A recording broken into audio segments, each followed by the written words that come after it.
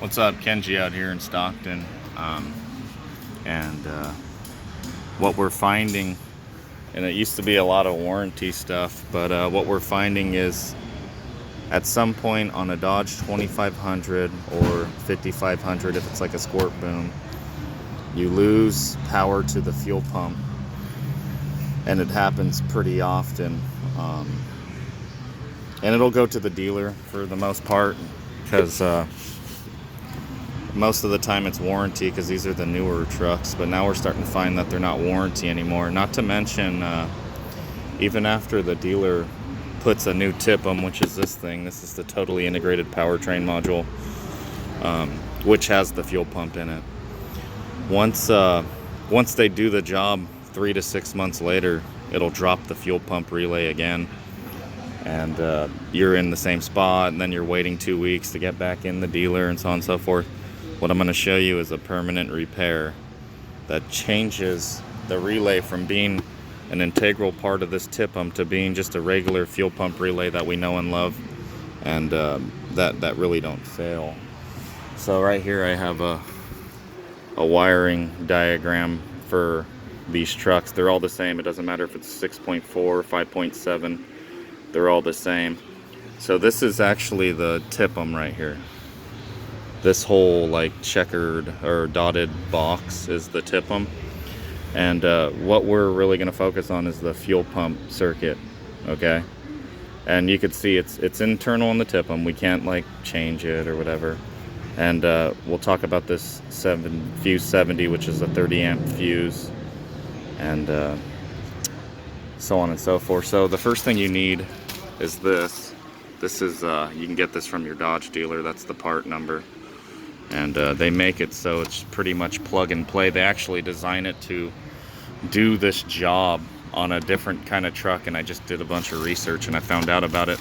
It gives you like all these cool doodads to make it really OE looking, and if you do this right, it's like it'll look just like it came from the factory. That weird looking zip tie ends up clamping on right there, and if you do your wiring right, it looks really good. But nonetheless, let's talk about how we're gonna do this. The first thing, when I see a crank and no start, I open the TIPM, and it looks something like this, and I look at this fuse right here. This is my fuel pump fuse, and it's in the same location on all of them. It's like the second one over right there, and it's pretty much the only 30 amp like tiny fuse in there. And I take like one of those test lights that you can't damage computers with. I forget the name of it, but I'll check it and see if I have power. Normally I won't, because if you look at this diagram, the fuse actually gets power after the relay clicks over. So like first the relay has to be magnetized and click over, and then you'll have power. So if I don't have power there, I know that my relay has failed. I also seen burnt contacts on this fuse, and this repair actually takes that fuse out of the equation, because those contacts get really super hot on here. Anyway, so I got my relay here. Let me talk about how to wire this now.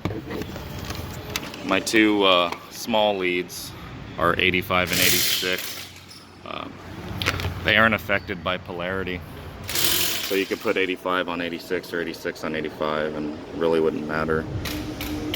So how do I wire those? I want to wire it so like the powertrain control module doesn't sense that I've played with this, so I have to come in on the wires that they give me.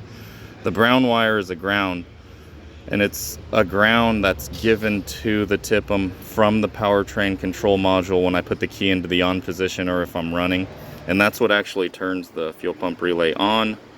And then this pink with a light green is always hot when the key is in the on position. See, hot with run, start, relay, energize.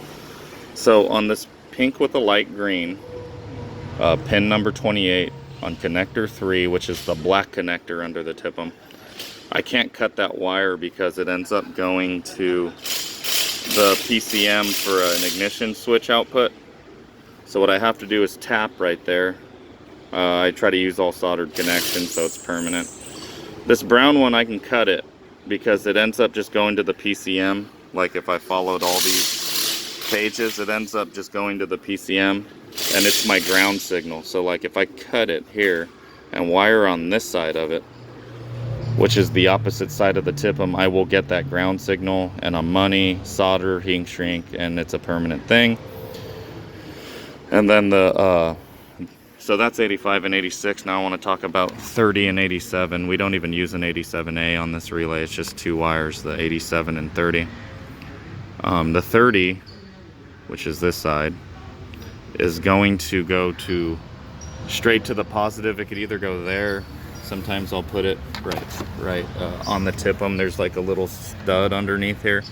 It just needs to go to a permanent positive. It will not draw because the relay's only on when the key's in the on position.